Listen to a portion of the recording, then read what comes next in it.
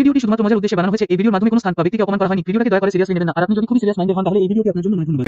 রাগ করলা রাগ করলা কি হরে রাগ করলা কি হরে রাগ করলা কি হরে রাগ করলা কি হরে রাগ করলা কি হরে রাগ করলা কি হরে রাগ করলা কি রাগ করলা।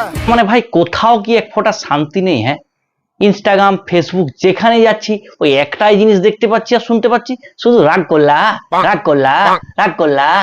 মানুষ তো এই রাগ করলা শুনে শুনে এতটাই অতিষ্ঠ হয়ে গেছে যে রাস্তায় একে দেখতে পেলেই মারছে। কি কাকু রাগ করলা? তো বন্ধুগণ, আজকের ভিডিওতে আমরা কথা বলতে চলেছি সোশ্যাল মিডিয়াতে দেখতে পাওয়া মানুষের মতো দেখতে কিছু প্রাণীদের নিয়ে, যাদের কার্যকলাপ দেখলে তোমার অবশ্যই রাগ হবে।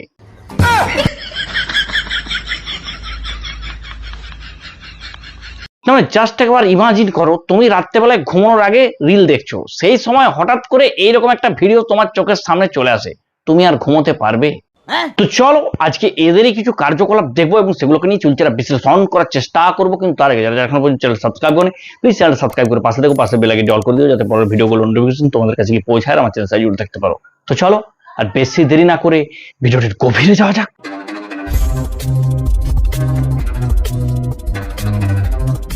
তুমি যখন অন্ধকার রাস্তায় একা চলাফেরা করো, পিছন থেকে দাঁড়িয়ে কিরকম একটা শব্দ হয়, পিছনে তাকায় দেখো কিছুই নাই, কথাটা ঠিক না ঠিক? দেখো কাকু যে যে সমস্যাগুলোর কথা বললো, এগুলো যদি সত্যি সত্যি তোমার হয়েছে তাহলে আমি শিওর তোমার পেটে গ্যাস হয়েছে, একটা গ্যাসের বড়ি খেলেই সেরে যাবে। কথাটা ঠিক না ঠিক? না, আমার ওরকম কোনো শব্দ মতো হয়।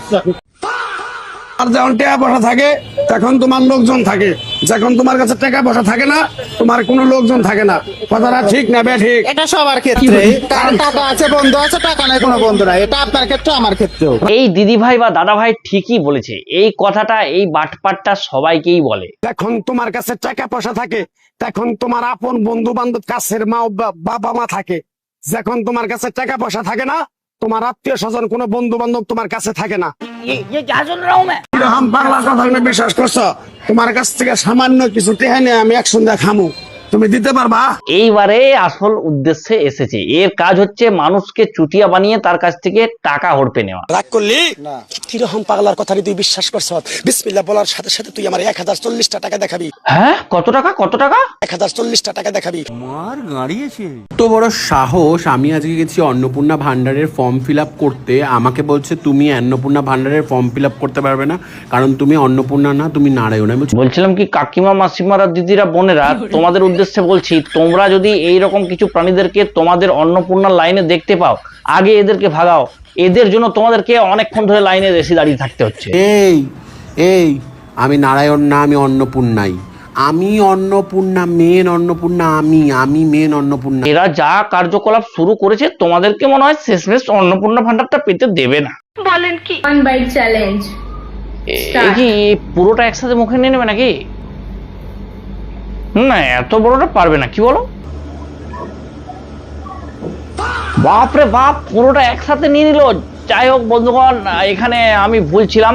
এই দিদির ক্ষমতা সম্পর্কে আমার কোনো ধারণাই ছিল না, তাই জন্য আই এম এক্সট্রিমলি সরি। কিন্তু এই দিদির উদ্দেশ্যে আমি একটি বার্তা পৌঁছাতে চাই। বলছিলাম কি দিদি, তোমার এই যে ট্যালেন্ট, মানে এটা একটা রেয়ার ট্যালেন্ট, এই ট্যালেন্টটাকে এইরকম টাইপের ভিডিও করে নষ্ট করো না। তুমি চাইলে আরো ভালো ভালো ভিডিও বানাতে পারো। মানে কি বলবো, যাই হোক।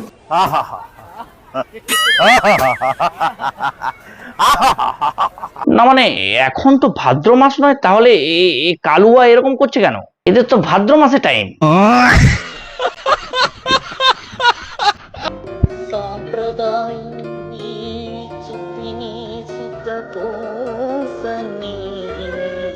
হ্যাঁ পাপি মন তোর, ভালো করে পড়।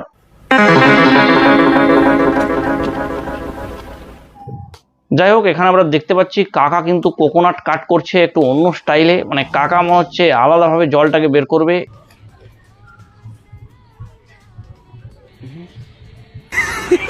রাগ করলা? এই বেলুনের লেয়ারটা অনেক নরম, তারপর এটা মাথায় ঢুকিয়ে চেষ্টা করবো যে আসলে ফাটে কিনা। তা বলছিলাম কি, এটা ফাটে কি না দেখে তোর বাড়িতে গিয়ে আগে কাকুকে জিজ্ঞাসা কর সেই রাতে ফেটেছিল কিনা।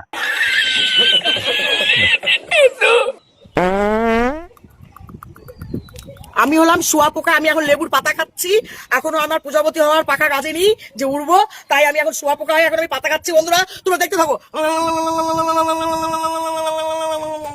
কিন্তু তুমি যেভাবে খাচ্ছ দেখে মনে হচ্ছে কোনো ধাড়ি ছাগলে পাতা খাচ্ছে। কি করে তোকে বলবো তুই যে আমার। থাক, আর বলতে হবে না, এটা শুনেই আমার হার্ট অ্যাটাক হয়ে গেছে। ধরো তোমার কোনো আননোন নাম্বার থেকে ফোন এসেছে এবং সেই ফোনটি তুমি রিসিভ করে যদি এরকম শুনতে পাও, হ্যালো,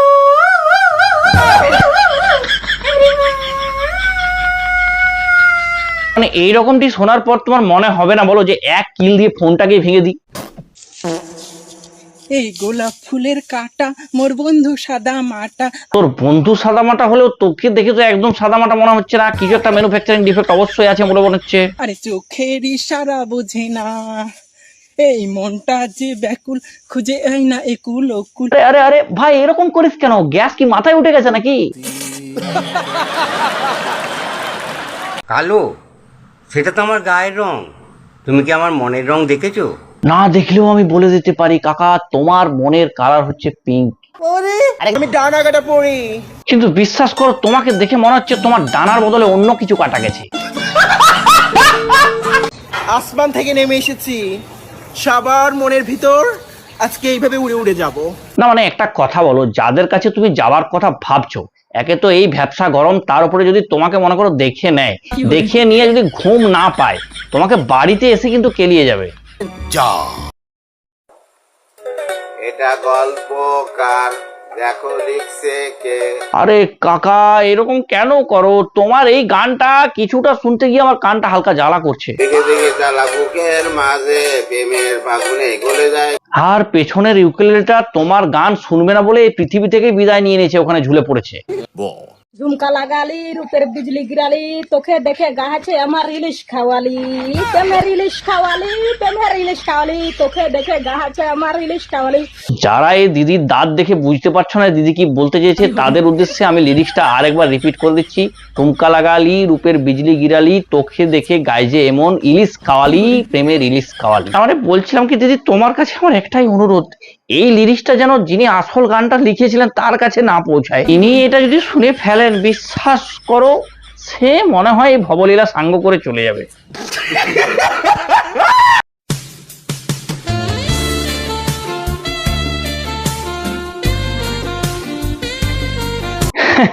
কাকিমার কিন্তু শিওর অন্নপূর্ণা ভান্ডার ঢুকে গেছে, আর অন্নপূর্ণা ভান্ডার ঢোকা মাত্রই কাকিমা এই গরমে রিল্যাক্স করতে দীঘা চলে গেছে। আমায় চিঠি লিখে জানাতে হবে, আমি দেখে বলে দেবো।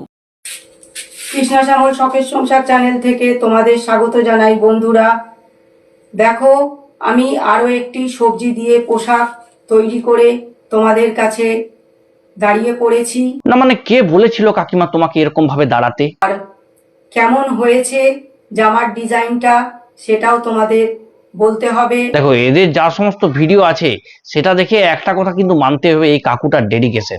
যেভাবে এই কাকুটা দিনের পর দিন তার হাসিকে চেপে রেখে সংসারটা চালিয়ে যাচ্ছে, মানে কাকু স্যালুট টু ইউ।